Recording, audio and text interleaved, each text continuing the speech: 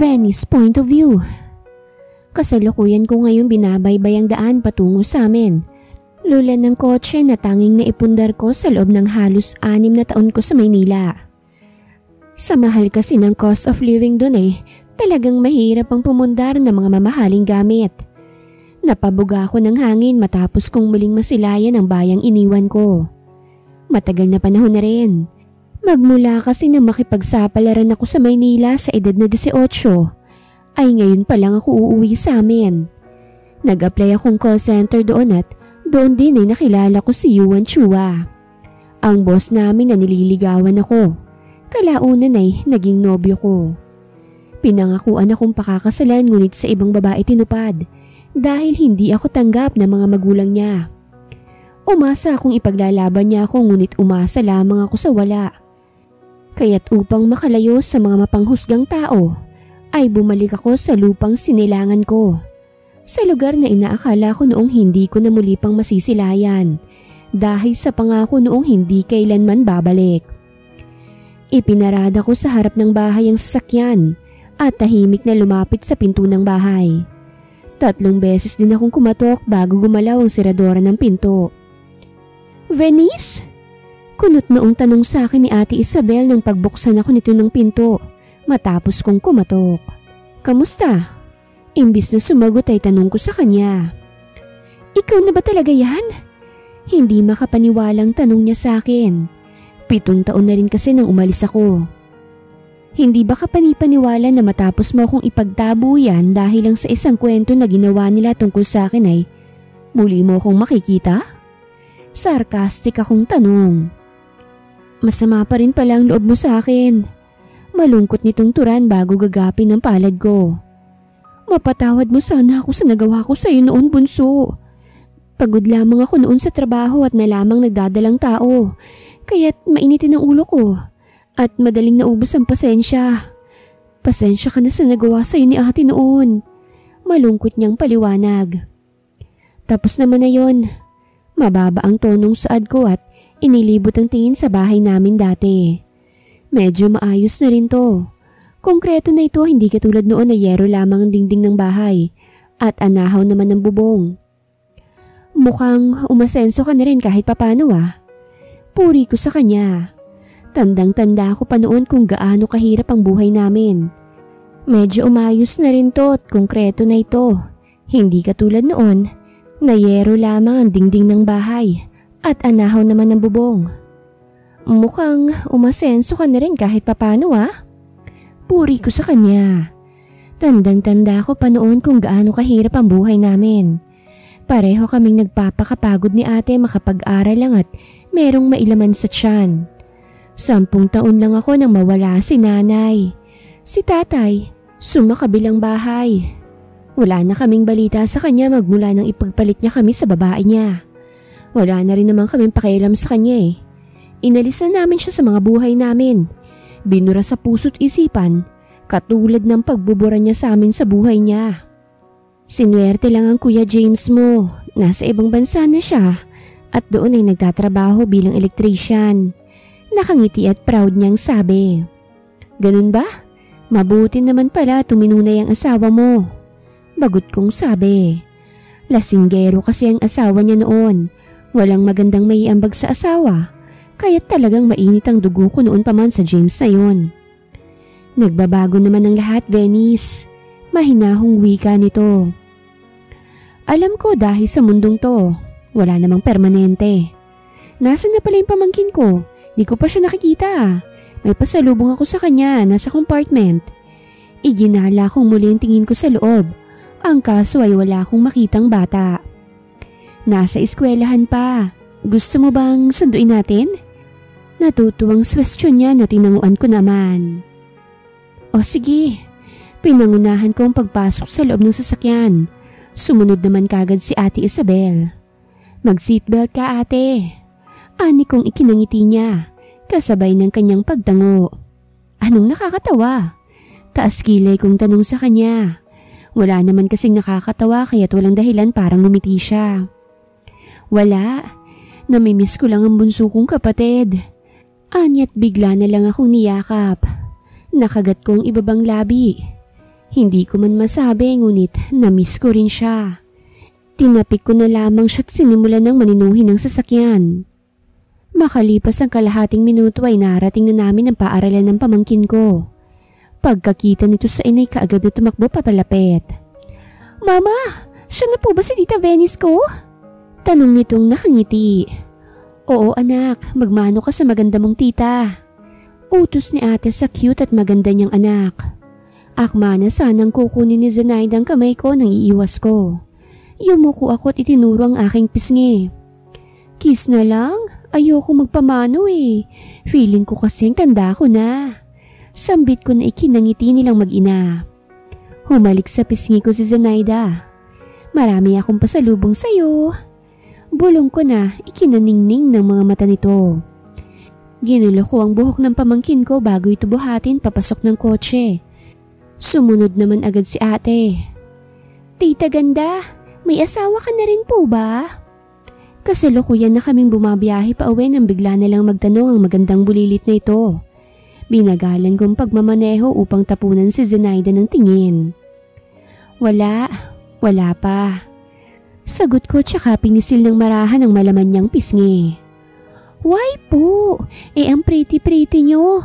Mas pretty pa nga po kayo kay mama." "Sorry po mama." Baling nito sa ina. "Anak ha?" Kunwari nagtatampong saway ni ate. Mahina na lang akong natawa. Hindi pa kasi dumarating ang dawan para kay Tita Pretty. Sagot ko na lang. Nakakaintindi naman tong tumango. Meron kaming nadaan ng fast food kaya't doon na kami kumain. "Dito ka na ba ulit titira sa atin?" Tanong sa akin ni ate.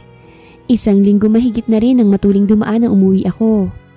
"Oo, dito na muna ako sa inyo ate, hanggat hindi pa ako nakakahanap ng malilipatan." Sagot ko.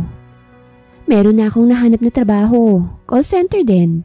Ang oras ng pasok ko ay 4 PM at ang oras naman ng labas ko, 12:00 ng madaling araw. Mas madali ang ganung oras para sa akin, compared nung nasa Maynila ako na 8 papasok at 4 ng umaga mag-out. "Walang problema.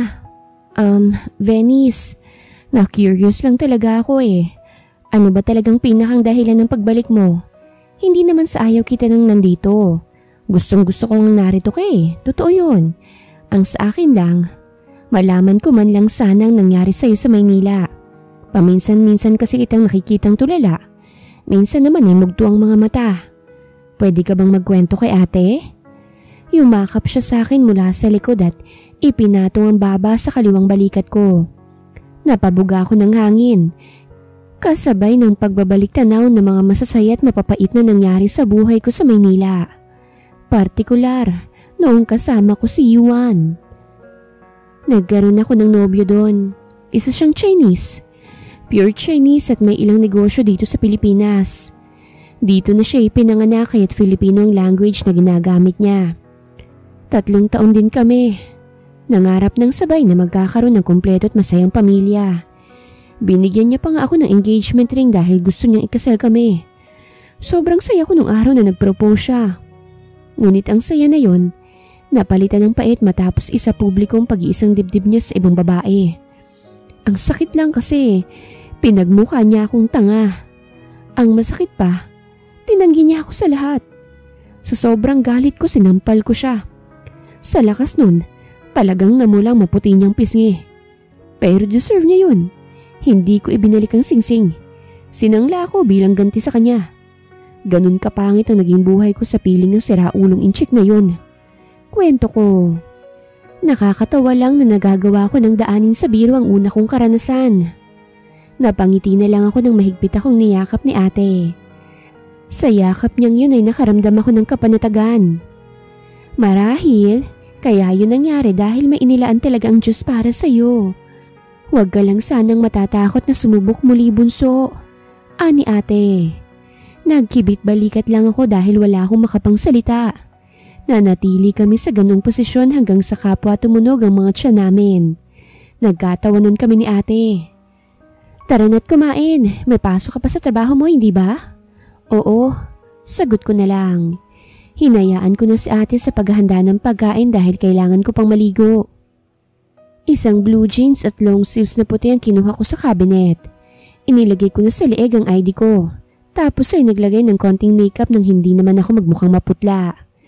Hinayaan ko na lang na nakalugay ang buhok ko dahil basa pa naman to. Saktong paglabas ko'y nakahanda na ang hapunan.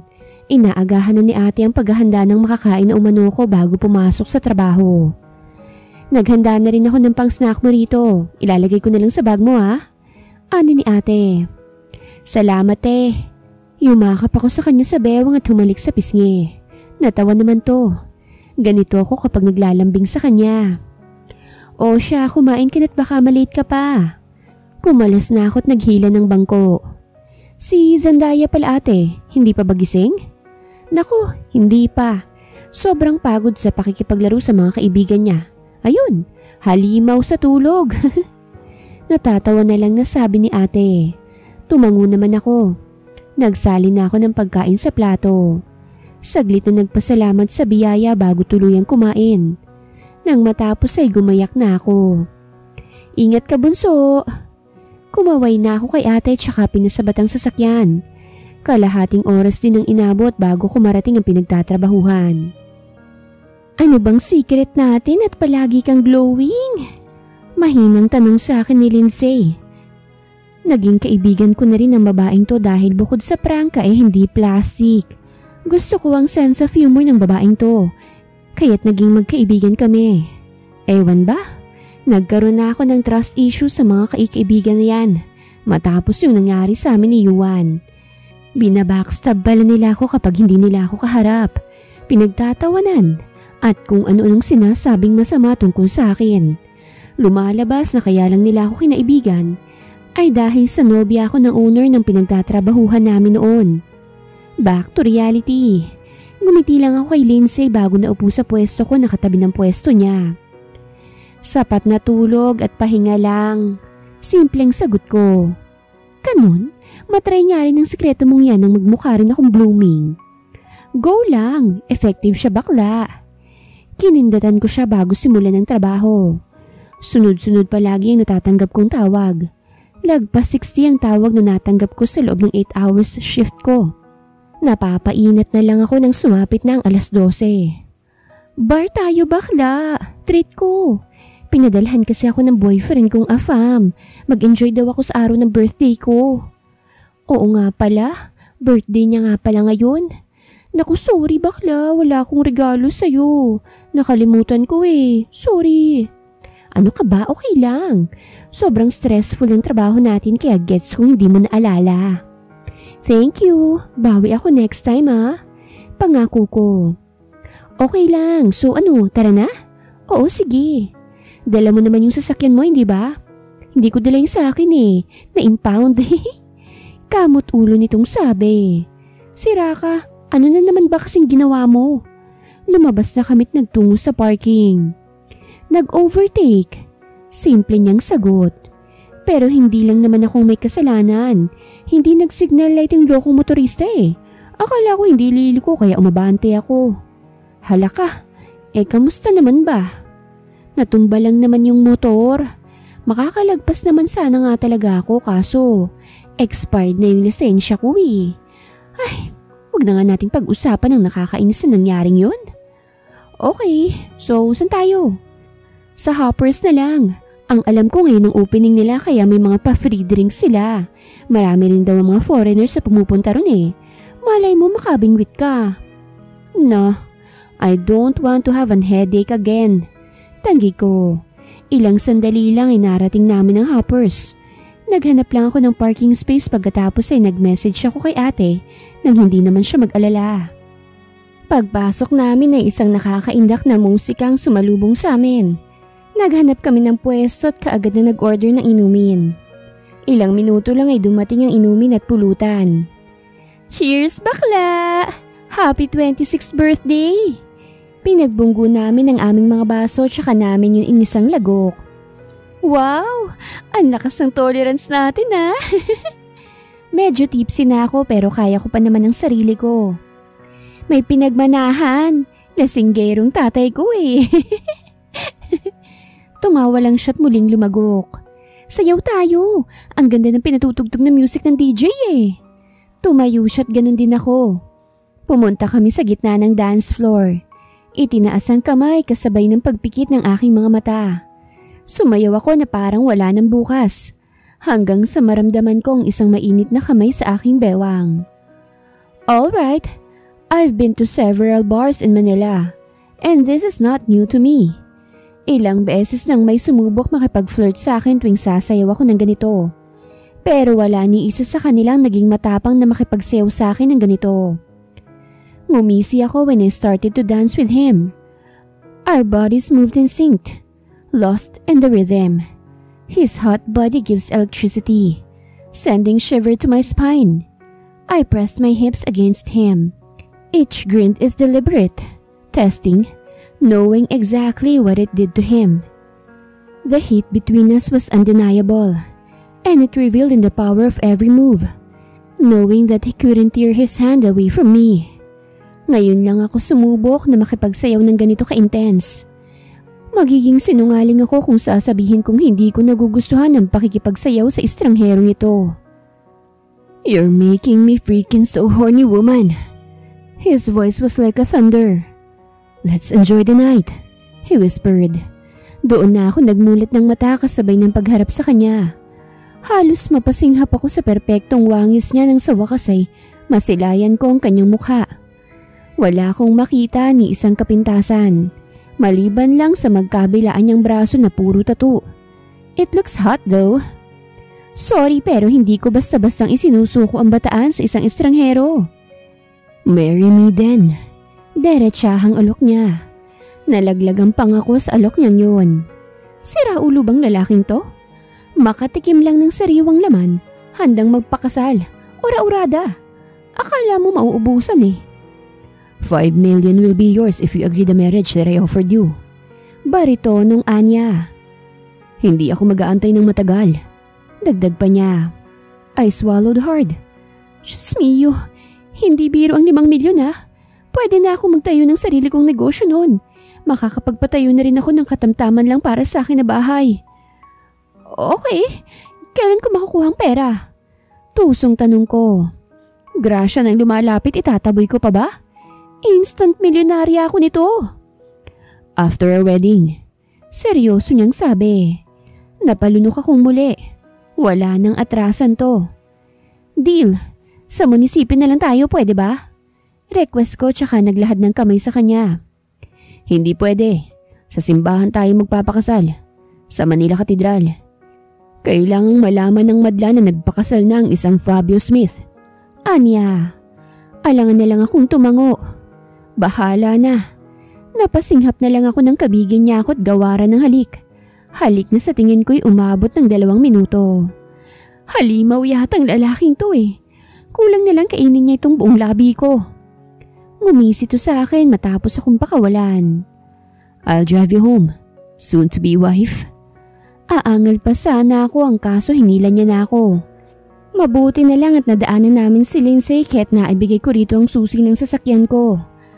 Ayoko namang paglakarin ang masasabi kong tunay kong kaibigan at baka abutin pa ng umaga ay naglalakad pa rin.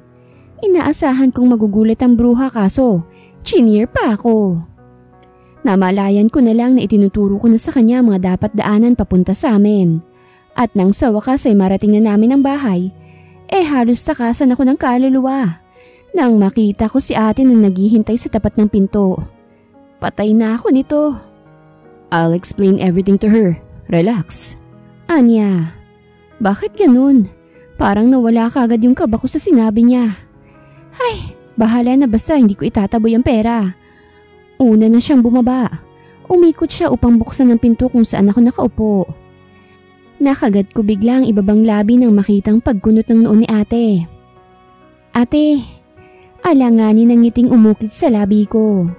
Bakit ngayon ka lang? At saka sino tong gwapong kasama mo? Ginayuma mo para sumama sa'yo ano? Hala ate, judgmental ka masyado. FYI, magandang kapatid mo. Kaya't hindi ko na kailangan ng gayuma para matipuhan ako no? Sino nga yan? Namewang na to kaya't sinigo ko na itong katabi ko. I'm your sister's future husband. Bruce kong anya.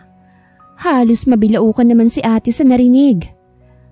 Ate sinasabi ko sa'yo, huwag ka na magalit. Sige ka, sasabihin ko talaga kay Kuya James na nagpa-schedule ka para sa rhinoplasty. Pananakot ko. Ewan ko ba naman dito sa kapatid kong to? Matangos naman ang ilong pero gusto pang magpatangos lalo. Idol niya yata si Pinocchio eh. Binigyan ko lang ng parte dun sa pinagsanglaan kong singsing ora-orado nang nagpatangos ng ilong. Bina-blackmail mo ba ako, ha bunso? Taas kilay niyang tanong. Inosente naman akong umiling. Bumuntong hininga lang si ate bago ibaling ang tingin kay Fabio. Mahal mo ba ang kapatid ko? No? Walang alinlangang sagot nito. Nasapo ko naman ang noon ng malaglagang panga ni ate. Ang galing mong mag-explain Sarcastic ang baling ko sa kanya. Nagkibit balikat lamang ito. Buisit. Lumapit ako kay ate at idinitali ang buong pangyayari. Inalis ko lang yung sayaw kay Emerut at baka makurot ako sa singit. Sigurado ka ba talaga sa desisyon mong yan? Baka pagsisihan mo. Tayo mga babae, madaling mahulog. Bakas ang pagtutol sa mukha ni ate. Ngunit wala naman tong magagawa dahil ako rin naman na magdidesisyon. Hindi naman na ako minor de edad. Isa pa'y gusto ko lang naman na maayos na buhay pagkatapos nito. Matutulungan ko rin naman siya Sila ng pamangkin ko. Nakahanda ako sa kahit na ano ate. So payag ka nang sumama ako sa kanya May magagawa pa ba ako? Basta't ingatan mo lang yung puso mo Diyos ko, sa gwapo niyang lalaking yan, hindi na ako magtataka kung mahuhulog ka dyan. Hindi. Kumpiyansa kong sagot. Huwag kang pa kasi siguro. Yun na lang ang nasabi ni ate bago niya ako tulungan sa pag-iimpake ng mga gamit ko. Ngayon din daw mismo kami babalik ng Maynila. Gumawa na muna ako ng resignation letter na ibinilin ko kay ate na ibigay kay Lindsay kapag ibinalik na nito ang sasakyan. Ibinilin ko na rin kay ate ang kotse. Pwede nilang maging service ni Zendaya yon kaya't hindi ko nadadalhin, lalo't may sasakyan naman si Fabio. Nakakahiya naman kung pagtatabihin ng sasakyan ko at sasakyan niya. Sa kintab at garaban naman ng Mustang na yon, talagang mahihiya ang Toyota ko na second hand ko lang nabili. Fabio's point of view. Ano bang magiging papel ko? Magsasama ba tayo sa iisang bubong? She asked. Kasalukuyan na naming binabaybay ang mahabang kalye. Bagot ko siyang tinapunan ng tingin bago sumagot. Yeah, wala ka namang nakikita na mag-asawang hindi nagsasama, hindi ba? At saka magtatakang marami sakaling malaman nila na hindi tayo nagsasama sa iisang bubong. Okay, basta walang affection Anya. I smiled in disbelief. Siya pa talagang may lakas ng loob na magsabi na wala dapat affection. Wow, just wow. I won't fall for a short woman like you.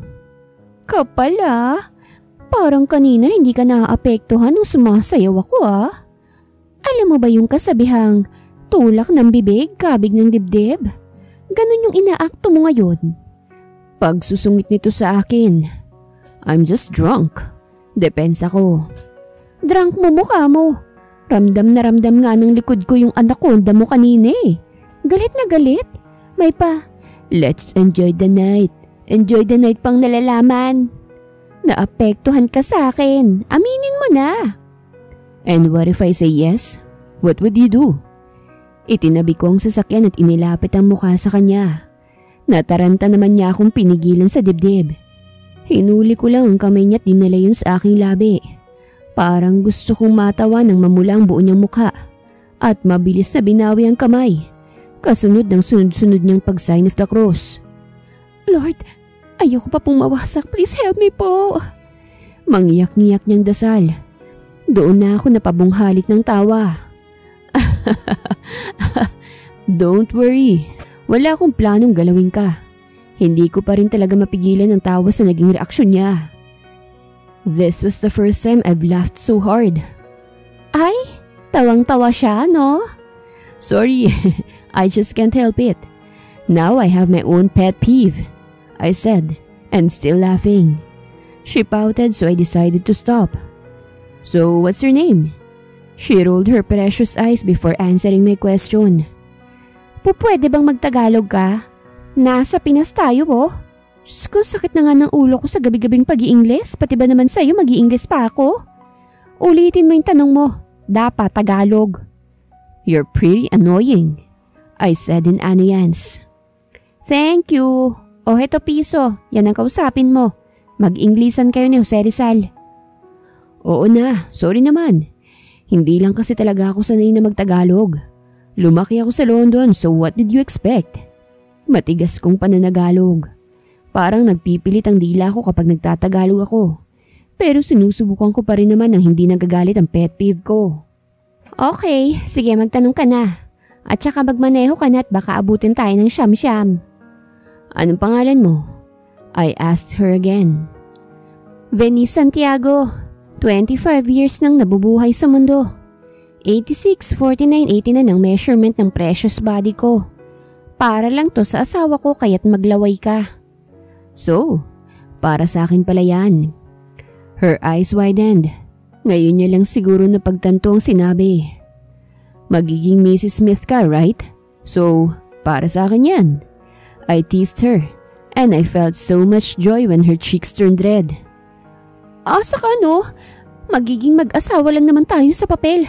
Manigas ka riyan. Magmaneho ka na nga lang. Palatak nito. Ibinaling niyang tingin sa labas ng bintana ng kotse. Habang ako naman ay nangingiti na lang habang binibilisan ang pagpapatakbo. Mukhang hindi na magiging boring ang buhay ko nito. Hinihintay ko lang na makatulog si Venice bago ko tawagan ng sekretarya ko. Ipinag-utos ko rito ang pagsasaayos ng kasal. I want it ASAP. Nag-drive-thru na lang kami. Venice chooses drive-thru kesang huminto kami at kumain sa isang resto. Nakakangalay ang buong biyahe. But because of her, naibsan ng pagod. Ang sarap niya lang kasing asarin. Pikunin siya. Mo'y duwending nagmamaktol. Venice point of view. Madaling araw na nang nakarating kami ng Maynila. Hindi ko maitagong pagkamangha ng marating ang bahay niya. Hindi ko nga alam kung matatawag pa ba itong bahay sa sobrang laki. Mansyon na yata to eh. Dinala niya ako sa isang kwarto na halos kasing laki na ng bahay ni Ate Isabel. The room has a sophisticated look with a striking black and gray theme that starts with the large black floor tiles, accented by thick white grout lines. The white elements complement grout, and the sheer curtains are clever choice. They frame the window beautifully without blocking too much light. It gives an impression na may pagka-anti-social si Mr. London. Ito ang magiging kwarto mo. Same theme lang nito ng kwarto ko. If you need anything, magsabi ka lang sa mga maids or sa akin. Magpapadala na lang ako ng pagkain dito. Take a rest first. Ginulo niya ang buhok ko bago ako iwan. Naiwan akong namamangha pa rin. Lumapit ako sa queen size na kama at tumalon doon. Grabe! Ang lambot at ang bango. Ni hindi ko na malayang nakatulog na pala ako. Nagising lang ako nang may kumatok na katulong dalang agahan ko. Parang dito na ako tataba ah. Kompletos recados kasi ang tray ng pagkain. May agahan, prutas, gatas sa tubig, tsaka vitamins. Naku Fabio, mukhang magugustuhan ko rito kapag palaging ganito. Nagpasalamat ako sa katulong na nagdala ng agahan ko bago ko yun lantakan. Busog na busog ako nang matapos. Nagpatunaw na lang muna ako bago umapak sa treadmill. Kailangan magpapawis. Mukhang bigating tao ang magiging asawa ko sa papel, kaya't hindi pa pwedeng maging lumba-lumbang asawa niya. Siyempre, bilang soon-to-be wife ng isang wealthy tukmol, ay tycoon pala, ay kailangan maging kaaya-aya sa mata ng nakakakita ng hindi mahusgahan. Mga 30 minutes din akong gumamit ng treadmill bago dun umalis. Uminom lang ako ng tubig at nagpahinga ng mga 2 minutes bago pumasok ng banyo. Smio, pati banyo ang ganda. Parang mahihiya namang lumabas yung dumi ko rito kapag naupo na ako sa makintab na black bowl. Grabe lang ah, ang syala. At nang sa wakas ay natapos na ako sa pagkuskus ng sarili, ay nagsuot na lang ako ng roba dahil wala naman akong dinalang pamalit. Paglabas ko ng banyo ay halos mapatalon ako sa gulat nang makita si Fabio na prenteng nakaupo sa gilid ng kama. Katabi ang isang malaking kahon. "What a nice view," he whispered. Anong ginagawa mo rito? Ewan ko kung bakit ako nauutal. Naaasiwa kasi ako. Tumayo siya at lumapit sa akin. Ako naman ay napaatras hanggang sa masukol at harangan ng dalawa niyang kamay ang magsinggilid ng kinasasandalan ko. Hoy! Ano ba ginagawa mo? Pakiramdam ko'y nag-aapoy ang buong mukha ko sa pwesto namin ngayon. Ano bang trip nito? Nakakainis. Bakit ba parang naapektuhan ako sa mapupungan niya mga mata? O tukso, layuan mo ako. Hindi pa ako handang isuko ang maruya ako sa isang halimaw na ito. Handa na ang wedding gown mo. Nasa ibaba na rin ang sasakyan mo patungong simbahan. Paglabas ko rito, papasok na ang siyang mag-aayos sa'yo. It's your choice if you choose to escape. Hinaplos niya ang pisngi ko tsaka ako hinagkan sa pisngi. I'll wait for you at the altar. Kinindatan niya ako bago iwanan. Nanghihina ang mga tuhod ko. Lokong yun? Pinapakaba ako? Masama to ah. Mukhang magkakatotoo mga salitang binitawan ni ate. Huwag naman sana, Lord. Ayoko na pong mawasak ulit ang puso ko. Huminga-hinga lang muna ako bago lumapit sa kahong nakapatong sa kama. Binuksan ko yun at napasinghap pagkakita sa isang puting gown. Marami ang maliliit na kristal sa upper part ng wedding dress. It crafted to give a unique princess-inspired look. Meron ding korona at belong binurdahan ng bulaklak. Deserve ko bang mala fairy tale wedding na ito? Oh no! Hindi ko maiwasang hilingin na sana mahal na lang namin ang isa't isa. Nang sa ganun, ma-appreciate namin ang magarbong kasal na hindi ko alam kung papaano niyang natrabaho ng ganun kabilis. Iba talaga kapag maraming pera.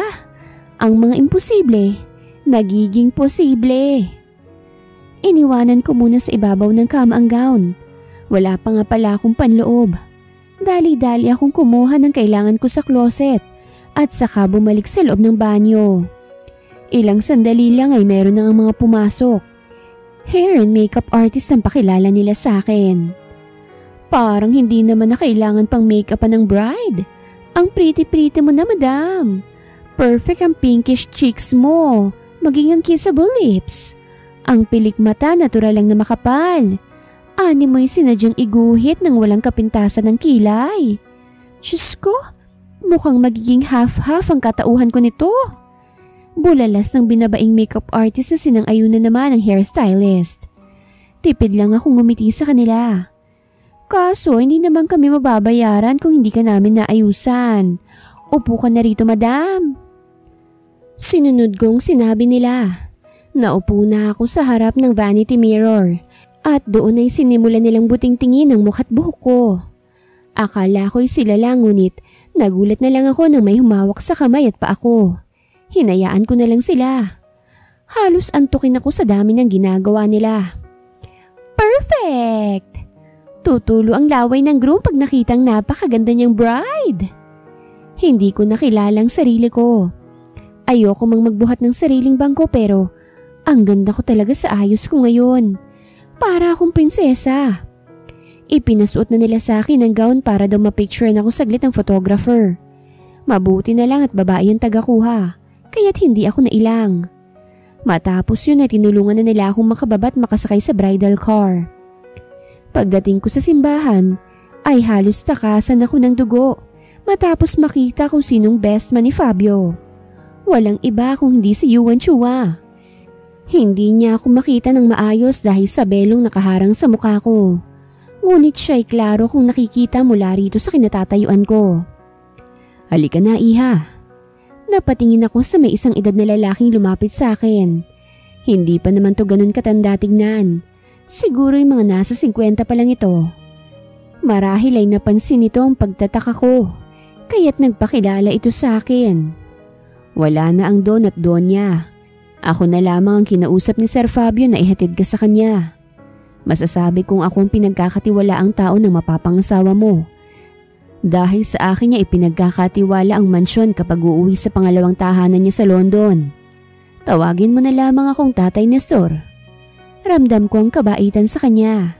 Napangiti ako at kumapit sa braso niya. Bagaman kinakabahan ay pinilit kong ikubli yon lalo't maraming kamera ang nakatutok sa akin. Humakbang kaming palapit sa aking groom.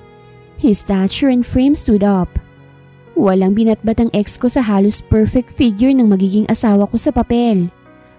Unti-unting nangunot ang noo ni Juan habang papalapit ako sa kanila. Samantalang si Fabio ay abot langit ang ngiti. Kung assuming lang ako, iisipin kong gandang-ganda to sa akin. At iniisip niya na siya ang pinakamaswerteng lalaki dahil ako ang napangasawa niya. "You're stunning. Gorgeous." May pagmamalaking wika ni Fabio nang sa wakas ay kunin niya ang kamay ko kay Tatay Nestor. Pakiramdam ko ay tatakasan ako ng puso nang marinig ang gulat na pagsambit ni Juan sa pangalan ko. Nagtataka naman tong sinulyapan ni Fabio. "You know my wife?" Mahinang tanong nito kay Juan. Tumingin lang muna sa akin ang magaling kong ex bago alanganing umiling sa tanong ni Fabio. Kahit kailan talaga. Tss, bakit pa ba ako nagtataka? Hindi ko na lamang pinansin pa ang past and focus na lang ako sa future. Sabay kaming humarap sa pari at animoy nagmamahalang magsing-irog na nagpalitan ng pangako sa isa't isa. Sinarili ko na lang ang pagkabigla ng isunod niya sa daliri ko ang singsing na merong malaking diamante sa gitna. At nang sabihin ng pari na maaari niya na akong hagkan, ay bigla-biglang kumalabog ang puso ko. Dahan-dahan niyang inalis ang belong tumatabing sa mukha ko. Nagpalitan kami ng ngiti matapos yun ay hinapit niya ako sa bewang at masuyong inabot ang aking labi. Napakapit ako sa leeg niya dahil para akong mawawala ng lakas sa halik niyang may kasamang higop. Sus, Ginoo ko, gawin ba namang noodles tong labi ko? Pumalakpak ang mga bisita matapos ang halik. Ewan ba kung bakit nahagip pa ng mga mata kong ex ko? Oh, bakit mukha kang bitter dyan? Sinayang mo ko, hindi ba? Mga salitang gusto kong isigaw sa kanya. Ngunit mas pinili kong bigyan siya ng isang matamis na ngiti. Ngiting alam ko na mas malaking insulto para sa kanya. Gusto kong ipakita sa kanya na hindi na ako apektado sa presensya niya. Congratulations! Anong plano niyo pagkatapos ito? Anak ba muna o karir? Kasalukuyan na kaming nasa reception at hindi ko na talaga nagugustuhan ang mga prangkahang tanong ni Juan. Partida, kasama niya pa ang asawa kung hagurin ako ng may paghangang tingin. Napakasira ulo. Paano ko bang nagustuhan ng lalaking to? Mas priority namin na magkaroon ng anak eh. Ako nang sumagot sa tanong niyang yon. Piniga ko ang kamay ni Fabio. Sumenyas na sakyan niya ang mga sinasabi ko. Really? I thought ayaw mo sa mga bata, Fabio. Not anymore. Nagbago ng lahat ng pananaw ko sa buhay nang makilala ko ang ngayon ni akin ng asawa. She's worth everything to me kaya't nang makita ko ng sarili ko nakasama siya, ay kaagad ko nang hiningi ang mga kamay niya ng walang pag-aalinlangan. Sinabi ko noon sa sarili ko na hindi na pakakawala ng babaeng to once na makuha ko ng loob niya. Dahil mahirap makatagpo ng isang wife material na babae. She's very sweet and caring. Kaya ako in love sa kanya. Plus points na lang ang ganda't kabaitan niya. Ani Fabio, tila ba hinaplos ng mainit na palad ang puso ko. Hindi sa akin nakaligtas ang pagdilim ng mukha ni Juan. Nilagok nito ang champagne at walang paapaalam na tinalikuran kami. Ni hindi nito isinama ang asawa. Kaya't ang napahiyang babae ay kaagad na nagpaalam sa amin at sumunod sa kanya. May nakaraan kayo, tama ba ako? Seryosong tanong sa akin ni Fabio nang makalayo sila sa amin. Mahina lamang ang boses niya dahil hindi namin naisiparinig sa kahit na sino kung anumang seryosong pinag-uusapan namin. Inaya niya na muna akong maupo bago ko sagutin ang tanong niya. Napabuga ako ng hangin. Ayoko na nga sanang ikwento pa ang hindi magandang nangyari sa past relationship ko. Ngunit karapatan niyang malaman lalo't mag-asawa na kami. Kahit pa ba sabihing sa papel lang. 5 taon din kami ni Juan. He promised me a wedding pero sa iba niya tinupad. Nasaktan ako. Sobra. Kinutya pa nga ako ng mga katrabaho ko eh. Lahat ng panlalait. Kaya rin talaga ako umuwi ng probinsya para makalimot. Hanggang sa nangyari na nga ang pagtatagpo natin. Hindi ko naman alam na magkakilala pala kayo ng ex ko. Mukhang pinaglalaroan ako ng tadhana. Pilit ang ngiti kong sabi. Nakagat ko na lang pang ibabang labi ko nang kumalamang tiyan ko. He laughed kaya't otomatikong nag-init ang magkabilaan kong pisngi. Ang sarap kasi talaga sa tenga ng malulutong niyang tawa. Stay here, I'll get you some food. Anya't iniwan ako. Iginala ko ang mga mata sa paligid. Napakagarbo ng reception. Mamaya ikukwento ko kay ate ang mga nangyari. Natigil lang ako sa pagliligalig na may sopistikadang babae ang huminto sa harapan ko mismo. I gave her a friendly smile, pero ang naging ganti niya ay matalim na tingin. Sa isang iglap lang ay namalayan ko na lang na nasa ilalim niya na ako at puno ng galit na pinagsasasampal habang sinasabunutan. Nagkagulo na dahil doon. Walang ibang pangalang lumalabas sa bibig ko kung hindi Fabio. I'll kill you, bitch! You stole my man! Hindi ka pa talaga nakontento at talagang nagpakasal ka pa sa kanya. Malandi ka! Mga agaw! Homewrecker! Higad! Patuloy siya sa pagsampal, paggalmot at pagsabunot sa akin. At sa walang humpay na pagsambit ng mga walang katotohanang paratang niya ukol sa akin. Sa taas at laki niya hindi ko nagawang manlaban. Nabigla rin ako sa mabilis na paghablot niya sa buhok ko. Napaiyak na lang ako nang may humila sa kanya at merong tumulong sa akin. I thought it was Fabio, pero hindi. Si Yuan ang tumulong sa akin. I thought it was Fabio, pero hindi. Si Yuan ang tumulong sa akin habang si Fabio ay hila-hila sa braso ang babaeng nanakit sa akin. Are you okay? Puno ng pag-aaral lang tanong sa akin ni Yuan. Sira ba to? Kita nang marami akong galos magtatanong pa kung okay ako. Leche oh, aga ko namang nakaharap ang obses niyang ex. Ganda-ganda ko kanina eh. Disney princess yung posturuhan ko kanina. Pero ngayon parang sabog na bride na. Panay ang pag-flash ng cameras kanina habang ako naman, panay ang takip ng mukha. Nakakainis sila. Imbis na awatin nila yung babaeng may sapi, mas inuna pang kalabitin yung mga gadgets nila. Let's go. Nagpatianod na lang ako nang walang ano-ano'y inakay ako ni Yuan paalis sa mga ususerong tao. Doon ko lang naramdaman ang labis na humiliation nang makapasok na kami ni Yuan sa isang unit dito sa hotel. Hindi ko maiwasang mainis kay Fabio dahil sigurado ko namang alam niyang war freak ang ex niya. Ni hindi man lang ibinan sa hotel kung saan ang reception. Akala niya, papadehado ko. Never. Magpapadagdag ako. Bahala siya kung mabulube. Leche. Fabio's point of view. Pabali akong binitawan ng braso ni Nathalie nang marating namin ang parking nitong hotel na isa lamang sa mga pagmamay-ari ko. Hindi ko inaasahang darating siya't mag-iiskandalo dahil ang alam ko ay nasa ibang bansa siya for her modeling career. Matalim ang tinging ipinukul ko sa kanya. The hell, Nathalie! Kung hindi lang siya babae ay baka nasaktan ko na siya. Nagdidilim ang paningin ko sa kanya. Kung wala lang talaga akong kontrol ay hindi ko alam ang maaari kong magawa. Nalingat lang ako tapos pagbalik ko sinasaktan niya na ang asawa ko. Damn it! Wala ka na ba talaga sa katinuan mo? Kahit sana lang. The heck, Nathalie! Kung naging lalaki ka lang talaga baka binasag ko na yung mukha mo. Napasuntok ako sa hangin sa sobrang galit. Hindi ako magsusorry dahil kasalanan ng babaeng yun kung bakit hindi ka na bumalik sa akin. She deserves it. Kulang pa nga yung ginawa ko sa kanya eh. Next time, sisiguraduhin ko nang hindi na siya sisikatan ng panibagong araw. You're mine, Fabio. Walang ibang pwedeng magmay-ari sa'yo kung hindi ako.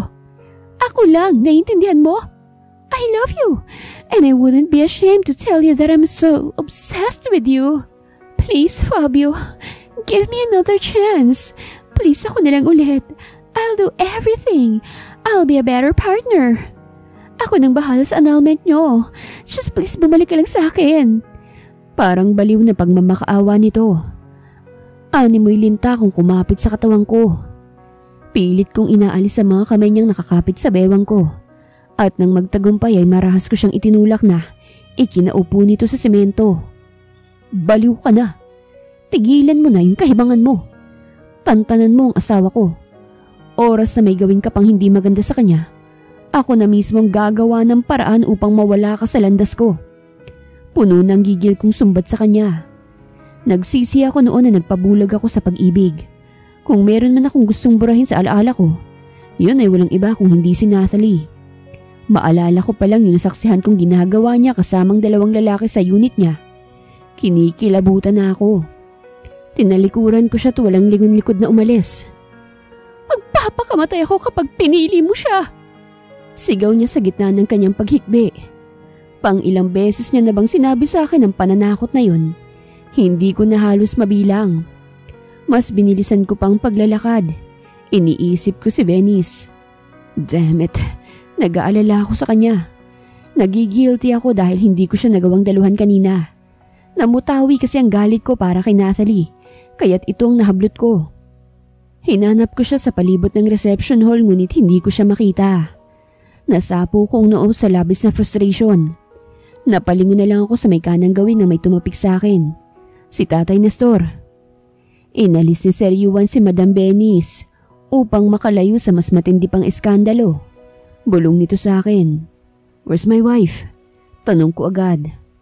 Ang alam ko ay nasa 4th floor nitong hotel. Hindi ko lang alam kung anong unit number. Tawagan ko na lang mga namamahala sa mga kameras ng hotel nang malaman kong unit number. Swestyon nitong kaagad kong sinang-ayunan. Sanchez, siguraduhin mong walang makalalabas na balita. Malalagot ka sa akin kapag pumutok ang nangyaring to. Pauin mo na rin ang mga bisita. Maotoridad kong utos sa sekretarya ko nang mabilis itong lumapit sa akin. Yes sir. Sagot niya na lang. Iniwan ko sila at tinungo ang elevator. Maya-maya lang ay na-receive ko ang text ni Tatay Nestor. Nasa 316 ang unit number na pinagdahalan ni Juan sa asawa ko. Malalaki ang naging paghakbang ko nang sa wakas ay marating ang 4th floor. Wala akong keycard, kaya't makailang ulit kong kinatok ang pinto ng unit. Ilang segundo din akong naghintay bago bumukas ang pinto. Mukha kaagad ni Juan na bumungad sa akin. Who the hell gave you the permission to grab my wife? Pag-akitong tumawa. Asawa mo pero ibang babae ang kinuha mo? Hindi ko obligasyong magpaliwanag sa'yo. Alis! Tinabig ko siya at diretsyong pumasok sa loob.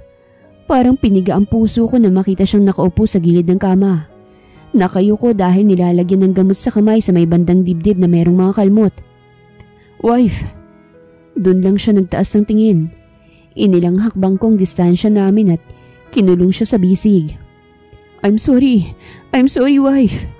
Hinagkan-hagkan ko ang kanyang noo. Mag-additional ka ha? Ang sakit ng ginawa sa akin ng ex mo. Tss, bakit naman kasi hindi mo sa akin sinabi na may sapusa pala yung ex mo? Tuloy ngayon ang pangit ko na. Ang ganda-ganda ko kanina eh. Palatak nito. Sorry na po. You're still beautiful honey. Pagkatapos nito makukuha mong 6 million in cash na kabayaran. I said. Hindi na siya umimik. Hinding-hindi ka na niya masasaktan ulit. Pangako. I whispered bago ko kunin ang bulak at nagpresentang maglagay ng gamot sa mga sugat na nakuha niya dahil sa pananakit ni Nathalie. Nasaan na nga pala si Juan? Tumingin siya sa likod ko bago nagtanong. Ako ang nandito pero ibang lalaki ang hinahanap mo. Ay, ang arte? Parang hinahanap lang kasi hindi ako nakapagpasalamat dun sa tao. Huwag ka na magpasalamat dun. Sa akin na lang. Bakit naman ako magpapasalamat sa'yo? Ikaw ba yung tumulong sa akin na makaalis doon? Ay, nasan na ba kasi si Yu? Hindi ko na siya hinayaang masabi pang pangalan ng lalaking yon. I gave her a passionate kiss na sigurado kong hindi niya makakalimutan. Kinabig ko siya upang mapalalim pang halik na aming pinagsasaluhan. Dinala ko ang mga kamay niya sa leeg ko habang ang mga kamay ko naglalakbay sa kanyang likod. Kapwa kaming humahangos ng pakawalan ko ang labi niya. Once na marinig ko pang pangalang yan ay hahagkan kita. Lulunurin kita sa matatamis kong halik. I winked at her bago ipagpatuloy ang paglalagay ng gamot. Venice point of view. 2 buwan muna ang pinalipas ko bago umuwi sa amin. Tuluyan ko na rin nakuha ang kabayaran sa pagpayag ko na maging asawang isang Fabio Smith na hindi naman napipirmi sa bahay dahil sa dami ng negosyong pinamamahalaan. Hindi kaya hanapin ka ng asawa mo? Tanong sa akin ni ate nang lumapit sa akin. Kasalukuyan ako ngayong nasa balkonahin itong bahay ni ate. Binili ko kay tiya itong lupa niya na katabi ng bahay ni ate dahil gusto kong malapit lang sa kapatid at pamangkin ko.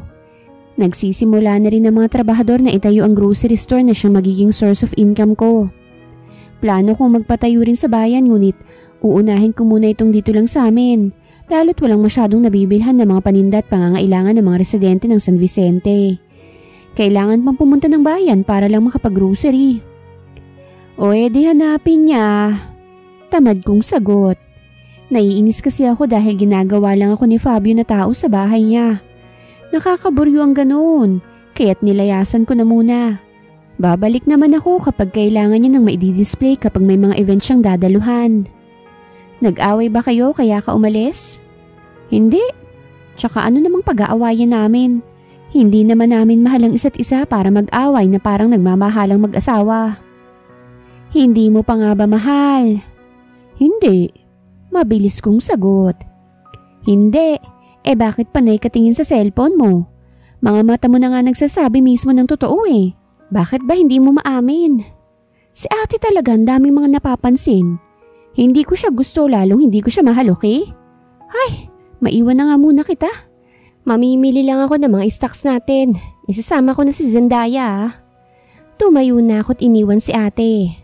Ang daming intriga sa buhay. Tumangos lang lalo ang ilong ang dami ng nalalaman. Nagtungo kagad ako sa kwarto ng maganda kong pamangkin at doon ay naabutan ko itong nagse-cellphone. Narinig marahil nitong pagpasok ko kaya lumingon. Tita Pretty, look po oh. Di ba ikaw itong nasa video? Ipinakita sa akin ni Zendaya ang video ng kasal namin ni Fabio. May asawa na rin po kayo katulad ni Mama? Magkakaroon na rin po ba kayo ng baby? Hindi ko naman maitago ang pagngiwi ng aking labi. Ang advance naman ng batang to. Anak agad? Hindi ba pwedeng honeymoon muna? Naupo ako sa gilid ng kama at hinaplos ang mahabang buhok nitong madaldal kong pamangkin. Oo, may asawa na si Tita Pretty. Pero wala pang baby dahil busy pang asawa ko. Kailan naman po siya hindi magiging busy na magawa na po ninyo ang pinsan ko? Pagputi siguro ng uwak. Mahina akong sabi na hindi ko naman inaasahang maririnig ng batang to. Hindi na po puputi ang uwak, Tita Pretty. So ibig sabihin hindi po kayo gagawa ng baby? Biglang lumungkot ang mukha nito. Magkakababy naman. Tara, sama ka na lang ni Tita sa bayan. Ibibili kita ng lahat ng gusto mo. Talaga, Tita? Bakit po marami po ba kayong pera? Basta, tara na. Mamili ka na lang ng isusuot mo, ha? Inilalayan ko na ito. Kikay masyado itong batang to kaya't hinayaan ko na siyang kumuha ng pang-OOTD niya. Tita, pretty na po ba ako? Napalingon ako kay Zendaya na hinilang laylayan ng shirt ko. Ngumiti ako at tumango. Nag-thumbs up pa ako na ikinalaki ng ngiti nito. Ako hindi niyo isasama? Si ate na bigla-bigla na lang sumusulpot. Banding namin tong magtita, dito ka na lang. Sambit ko. Humaba naman ang nguso ni ate. Tsaka mo sa itsura mong yan. Ngiwi kong sabi. Si Lindsay pala nasa labas. Ani ate. Nagyaya si Lindsay naman libre naman daw ako bagay niya sinang-ayunan ko naman agad. Day off niya ngayon kaya't babawi ako sa kanya. Lumabas na kami ni Zendaya habang si ate naman ay nagligpit na ng mga nagkalat na laruan. Bruha ka? Ilang araw ka na palang narito hindi ka man lang nagsasabi? May pagtatampo sa boses ni Lindsay. Tsaka hindi mo man lang ako kinuhang bridesmaids mo? Dagdag pa nito. Ito na ang pinagmaneho ko dahil ayaw ni Zendaya na magpakalong sa iba liban sa akin at sa nanay niya. On the spot kasi ang nangyari bakla. Nabigla na nga lang ako paglabas ko ng banyo may wedding gown at diretso simbahan na. Tsaka nagkapalitan ng kaching. Walang lagablab sa mga puso namin. Sinadya kong hindi klaruhin ang pagpapaliwanag ng hindi maguluhan itong bulilit na nasa kandungan ko. Nakakaintindi namang tumangutango si Lindsay. Nag-request muna ng Jollibee si Zendaya bago kami pumasok sa nag-iisang mall dito sa bayan. Inaasahan ko na marami ang ipapabili sa akin ng pamangkin ko. Kaso, isang malaking teddy bear lang ang kinuha. Tinanong ko naman na kumuha pa ng mga magugustuhan. Ang kaso ay ayaw dahil sa sayang daw ang pera. Mapera naman tong tita mo, Zendaya, kaya okay lang yan kahit kumuha ka ng kahit na anong gusto mo. Suso ni Lindsay kaso umiling lang ang pamangkin ko, kaya't hinayaan ko na lang. Naghanap lang ako ng para kay ate bago kami nagbayad. Yan lang ba ang gusto mo? Mahina akong tanong kay Lindsay. Bagat sapatos lang ang kinuha nito. Mga nakasale pa yun ah. Oo, okay na to no. Tsaka nakakahiya naman sa'yo. Ano ka ba? Okay lang. Okay na to bakla. Ito lang naman talagang kailangan ko eh. Kinindatan niya ako kaya't hindi na ako nagpumilit pa. Matapos mamili ay pinaglaro muna namin si Zendaya. Pagkatapos ay namili na kami ng mga kailangan sa bahay. Bakla, tumatawag ate mo ah. Tinapik ako ni Lindsay. Ako nang nagmaneho dahil hindi naman na nagpakalong pa si Zendaya. Hindi ko dala ang cellphone ko kaya marahil kay Lindsay tumawag. Sagutin mo, tsaka paki-loudspeaker na lang. Sambit ko habang nakafocus sa pagmamaneho. Ginawa naman yun ni Lindsay. Ilang segundo lang ay nagsalita si ate. Nandito ang asawa mo, hinahanap ka. Hindi ka daw kasi nagpaalaman lang sa kanya. Pasaway ka ah. Sermon nito.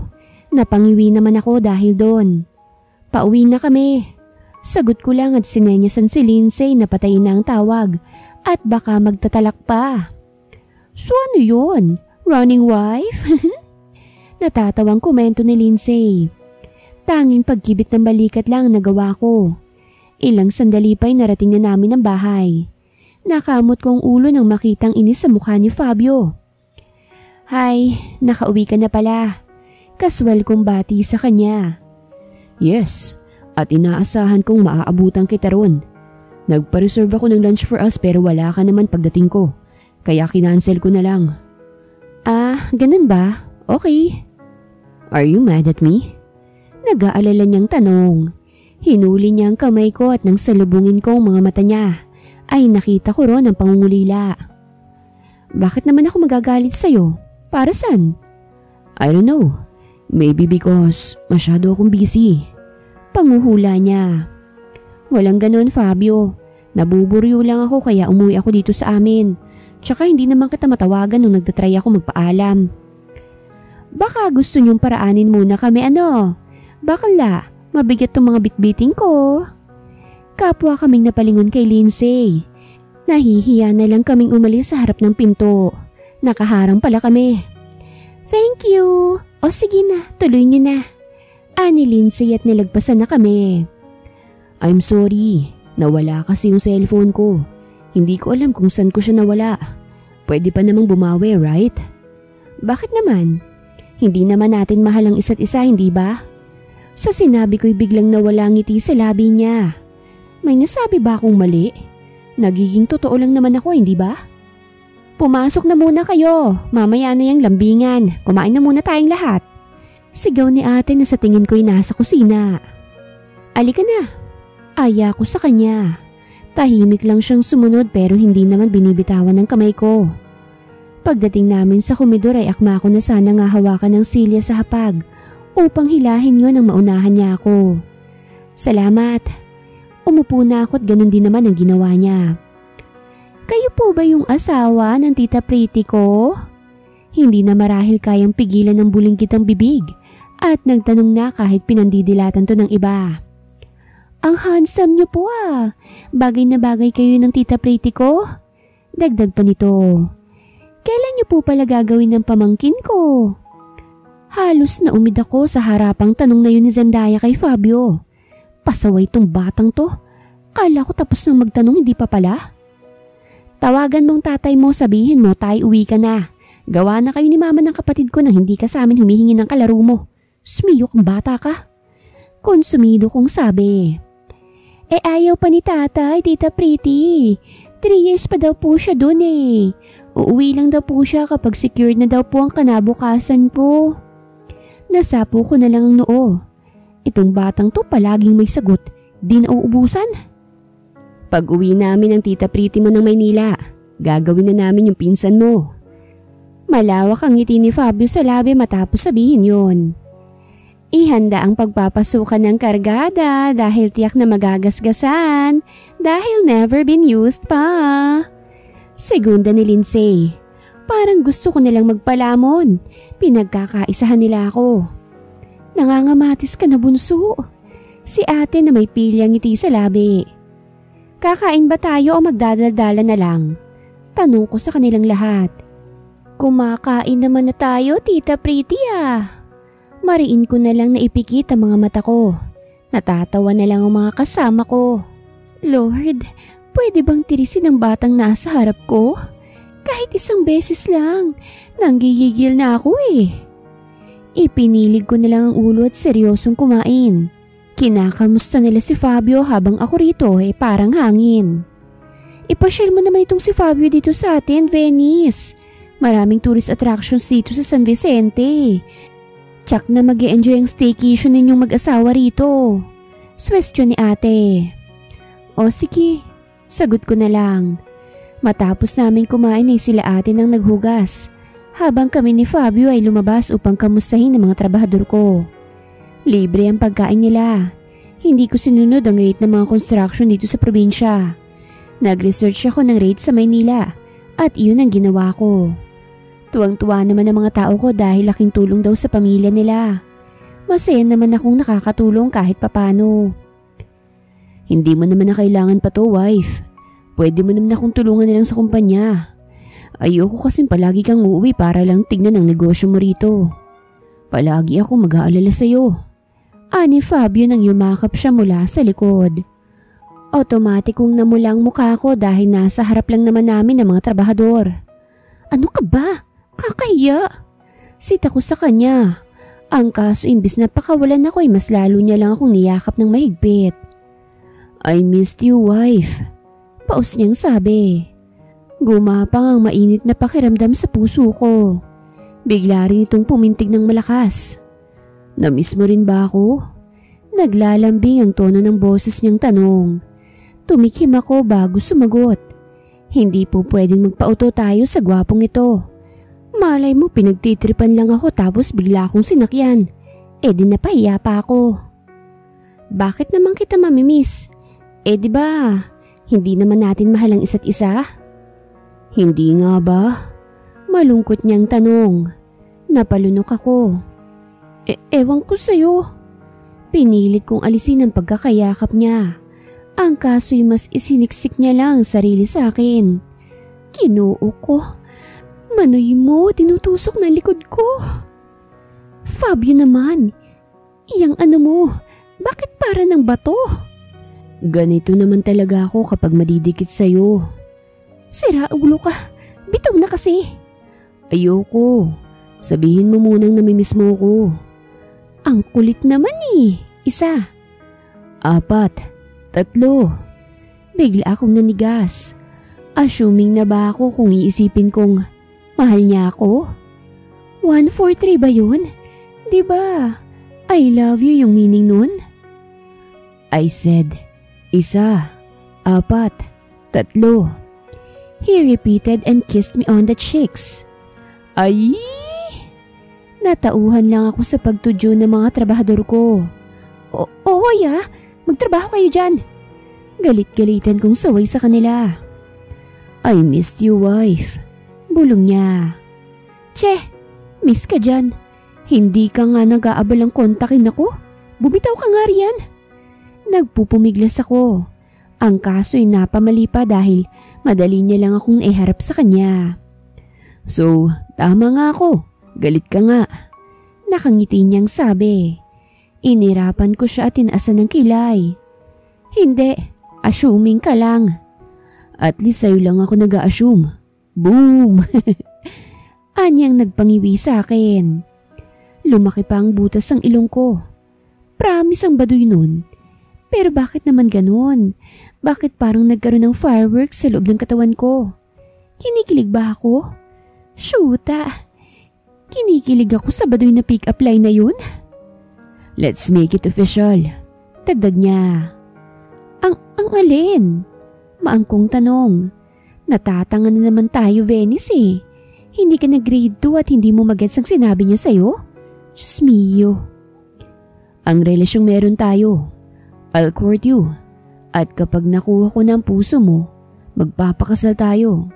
Sa kasal na yun ay parehas na natin gustong isa't isa. Please, Venice, hayaan mo kung patunayan sa'yo na tunay ang nararamdaman ko. Alam mo ba noong nasa London ako ay ikaw lang halos ang laman ng isipan ko? Madali lang naman sanang kontakin ka kahit pa nawala ang phone ko. Pero tiniis kita para lang malaman ang tunay kong nararamdaman sa'yo. Pangunguli lang nararamdaman ko. Kaya't nang matapos ang maraming trabaho ko dun ay agad-agad na akong umuwi. Ang kaso nga lang wala ka dun kaya't dumiretso ka agad ako rito.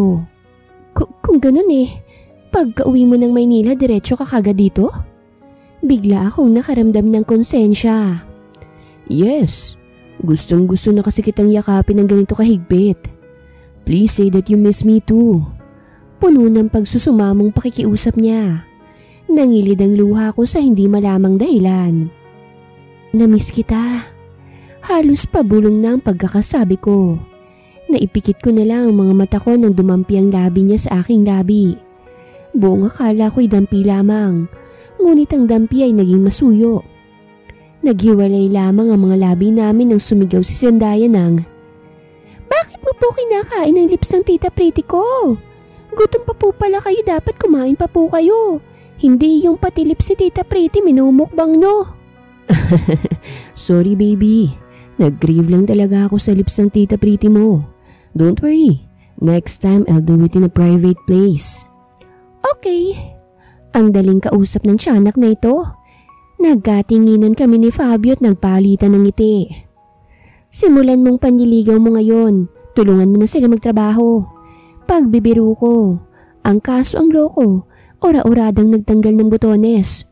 Huy, joke lang. Ikaw naman. Magpahinga ka na muna. Pagod ka pa sa biyahe. Nawawala ang pagod ko kapag kasama kita. Napangiti na lang ako nang ninakawan niya ako ng halik. Kapwa pa kaming natawa ng panlakihan ni Zendaya ng mata si Fabio. I'll help them. Paalam niya. Mariin akong tumutol ang kaso makulit ang asawa ko. Oo, asawa ko. In denial lang naman ako sa true feelings ko. Pakipot ba? Char! Napagdikit ko na lang ang labi ko nang magtanggal siya ng polo. Lord, ang init na nga pinapainit niyo pa. Lintik na pandesal yan 8. Saan pwedeng makahanap ng ganyang kamachong Adonis? Napatalo na lang ako sa biglang pagsulpot ni Lindsay. Para ka namang kabuti dyan na nasulpot na lang bigla. Hoy, yung mga mata mo bruha ka. Sinasabi ko sa'yo Pinandilatan ko siya ng mata dahil hangang-hanga sa katawan ng asawa ko. Bakla, penging kape. Suntok na may kasamang sipa. Gusto mo? May frita jack pa. Grabe naman, kanina todo deny tapos ngayon umaaktong selosang misis. Asus, wag ka mag-alala. Hindi naman ako naiinggit. Dahil meron din ganyan ang afam ko, no? Uuwi na siya rito para pakasalan ako. Hinuhuli lang naman kita. At dahil napaamin na kita, dapat kapag kinasal ka ulit nandun na ako, no? Sorry na, halata ba masyado? Sobra. Nakamot ko na lang ang batok. Aayain ko na sanang pumasok si Lindsay para magpatulong na gumawa ng snacks at maiinom ng mga trabahador. Nang may iskandalosang kumalampag sa gate. Speaking of the devil. Fabio, I know you're there. Lumabas ka dyan. Sino yung baliw na nasa labas? Tanong ni Lindsay. Maagap namang nakalapit sa amin si Fabio at akmang lalabasin ng hibang niyang ex nang pigilan ko na siya. Habi, ako na. Kailangang masampulan ng babaeng yan Tumingkayad ako upang hagkan siya sa pisngi. Lumabas ka lang kapag hindi na umaatungal ang bruhang nasa labas Kinindatan ko ito bago lagpasan. Hindi alam ni Fabio na nag-train ako for self-defense. Bakla, if you need backup, just say Lindsay, okay? Anito, tango lang ang naging sagot ko. Binuksan ko ang gate at bumungad sa akin ang mukhang baklang si Natalie. Ngumisi ako sa kanya kaya't namutla ito sa galit at naunang sumugod. Napatili na lang ito nang mahawakan ko ang kamay niya at pinilipit yon. Bumuelo ako upang mabigyan siya ng isa sa mukha at sa sikmura. Nang matumba tsaka ako kumibabaw sa kanya at walang pag-aalin lang ang pinagsasampal siya. Ginaya ko ang ginawa niya sa akin. Bitch, let me go! Hirap niyang sabi. Kahit nasusukol na ang yabang pa rin. Gigil kong kinuyom ang kamao at buong lakas na pinadapo yun sa ilong niya. Knockdown. Tumayo na ako't nilingon si Fabio na tulala. Sinenyasan ko siyang asikasuhin nang wala nang malay na si Nathalie. Saan mo natutunan yun? Takang tanong sa akin ni Lindsay. Kay coach. Simpleng sagot ko. Ang tindi niyo, mama. Maging ang mga construction worker ay hindi makapaniwala. Mayabang lang akong umisi. Kamusta? Hindi ko naman ba napuruhan? Tanong ko kagad kay Fabio matapos niyang dalhin sa malapit na ospital si Nathalie. She's fine. Pero paano mo natutunan yun? Pinag-aralan ko yun. Sagot ko na lang. Mukhang magiging under-desire ako nito ah. Naiiling na natatawa niyang sabi. Fabio's point of view. Matuling lumipas ang 1 buwan. Nasa US na ngayon si Nathalie. Naubos na kasi talagang pasensya ko sa kanya kaya't nagdesisyon akong ipakulong siya. Ngunit dahil nagmakaawa ang mga magulang niya, hinayaan ko siyang maging malaya sa kondisyong hindi dapat siyang aapak ng Pilipinas. Napangiti na lang ako nang lumabas ng banyo ang maganda't napakabango kong asawa. Agad kong isinarado ang laptop at inalis ang eyeglasses. Tsaka tumayo upang salubungin siya. Wala pang nangyayari sa amin simula nang ikasal kami. Kalbaryo ang mga gabi para sa akin. Lalo't nakakapanghina ng tuhod ang alindog ng mahal kong asawa. Ayoko namang mag-initiate at baka bugbugin ako. Ang bango mo naman, wife. Hinapit ko siya sa bewang at inamoy-amoy ang mabango niyang leeg. Handa na ako, Fabio. Pakiramdam ko'y nanalo ako ng bilyones. Goodness, ito na. Mahahasa ng mapurul kong itak. I love you, my Venice. Puno ng pagmamahal kong sambit. And I love you too, Fabio. Matagal kong inasam-asam ang mga salitang yun na nanggaling mismo sa bibig niya. Binuhat ko siya't dinala sa ibabaw ng kama. I kissed her with full of love. Wala akong sinayang na parte. Para akong nababaliw kapag sinasambit niya ang pangalan ko. He's calling my name because of the pleasure I've made. Pinaghiwalay ko ang kanyang hita. At doon ay sabik siyang sinamba. My wife is so damn sweet. Damn, I can say that I'm the luckiest man habang pinagmamasdan siya. Mukhang palagi na ako nitong uuwi ng maaga. I kissed her bago dahan-dahang pumasok. Tahimik na lamang akong nagulat nang malamang ako ang una. Ayokong sabihin dahil baka ma-offend ang asawa ko. Paulit-ulit akong humihingi ng sorry matapos kong mapunit ang inialay niya para sa akin. Okay na. Anya. Hinagkan ko siya sa labi bago dahan-dahang gumalaw. Pakiramdam ko'y sinasaka lang sa akin. Para akong nasa alapaap. Mahigpit naming niyakap ang isa't isa nang maabot ang unang rurok. Walang hugutan na nangyari. 60 minutes lang na nagpahinga si Mrs. bago ako muling umararo. Huminto lang ako nang marinig ang pagtilaok ng manok sa labas. Manok marahil yun ni Tatay Nestor. Napangiti ako nang makitang payapang natutulog ang asawa ko. Tumabi na ako sa kanya't yumakap. Makalipas lang ang 1 buwan ay nalaman naming nagdadalang tao na si Venice. Nagulat pa ako nang sabihin yun sa akin ni Ate Isabela. Walang mapaglagyan ng saya ko, maging ng aking asawa nang sa wakas ay maisilang niya ang aming 4 na supling. Katakot-takot pang sermon ang natanggap ko kay Venice noong nagle-labor na dahil 4 na beses raw siyang manganganak. Sinabi ko naman na magpa-CS na lang, ngunit nanindigang kaya niya ang normal delivery. Nag-leave muna ako ng 3 buwan upang maalagaan at matutukan ang mag-iina ko. Hands-on daddy at hubby ako sa kanila. Hindi ko hinayaang mapagod at ma-stress ang mahal kong asawa. Hindi na ako nagbalak pang sundan ang quadruplets namin dahil hindi biro ang panganganak ng 4. Ayoko nang mahirapang muli pa ang mahal ko. Nang tumuntong sa edad na 3 mga anak naming lalaki ay doon ko na muling inayang magpakasal si Venice. Matapos ang kasal namin ay ikinasal na rin si Lindsay sa nobyo nitong Canadian. Habang si Ate Isabela naman ay nagsilang ng isang malusog na baby boy. Si Yuan ay mas piniling manirahan sa China kasama ang asawa at ang 2 taong gulang nilang anak. Sa kasalukuyan ay masaya kami ng aking asawa kasamang naging bunga ng aming pagmamahalan. Ang grocery store na ipinatayo ni Venice ay ibinigay niya sa kapatid. Kada katapusan ng buwan ay dinadalaw namin ang puntod ng mga magulang namin. Bawat anniversary din namin ay palagi akong may sorpresa. Hindi ko kailanman ipinaramdam sa asawa kong nararamdaman ng ilang mga misis na naghahangad ng atensyon, oras at pagmamahal para sa kanilang mga asawa. Pinuno ko ng pagmamahal ang pamilyang binuo namin ng aking mahal na si Venice Santiago Smith. Wakas!